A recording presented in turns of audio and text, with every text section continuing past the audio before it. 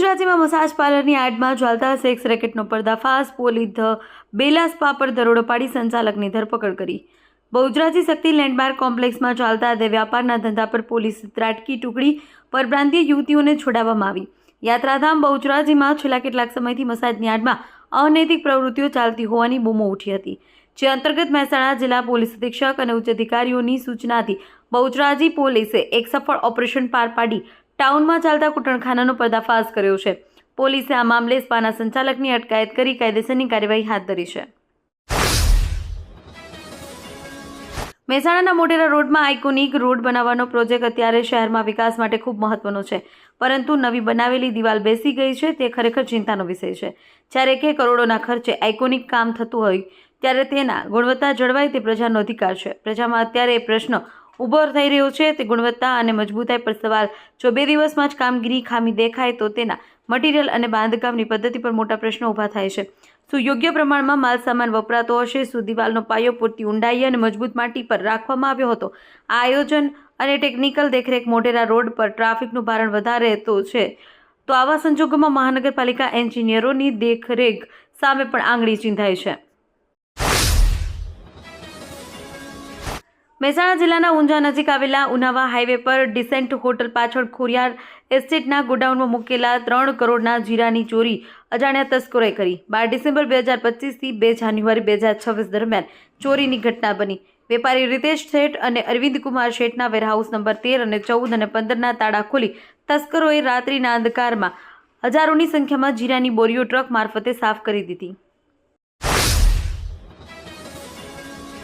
મહેસાણા જિલ્લાના ખેરાલુ તાલુકાના જાડા ગામ પાસે એક ચોંકાવનારી ઘટના સામે આવી છે, જેમાં 75 વર્ષીય વૃદ્ધા થરોઈ કેનાલમાં ડૂબ્યા હોવાના સમાચાર સમગ્ર પંથકમાં અરેરાટી વ્યાપી ગઈ છે।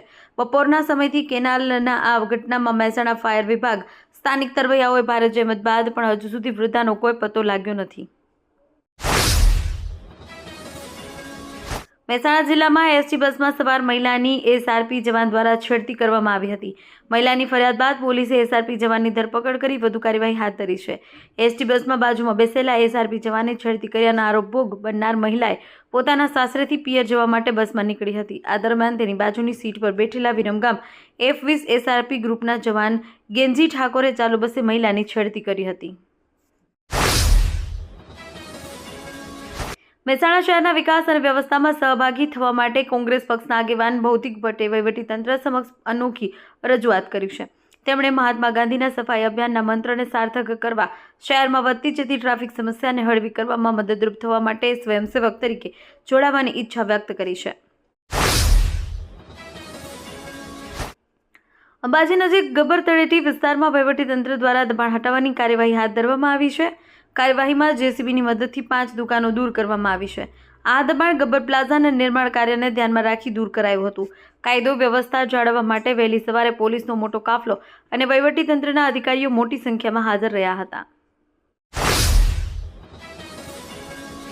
સાબરકાંઠા જિલ્લાના પોશીના પોલીસે એનડીપીએસના ગુનામાં 8 મહિનાથી ફરાર આરોપીને ઝડપી પાડ્યો છે।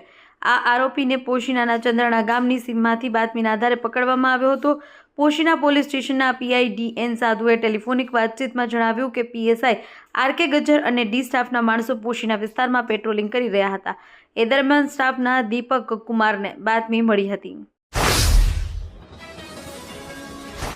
ડીસાના વોર્ડ નંબર 1માં હિન્દુ સમાજ દ્વારા એક સંમેલનનું આયોજન કરવામાં આવ્યું। બીડી પાર્ક ભાગ 2 દીપકલ્લા મોલની બાજુમાં 3 હનુમાન મંદિર રોડ પર યોજાયેલા સંમેલનમાં મોટી સંખ્યામાં લોકો ઉમટી પડ્યા હતા।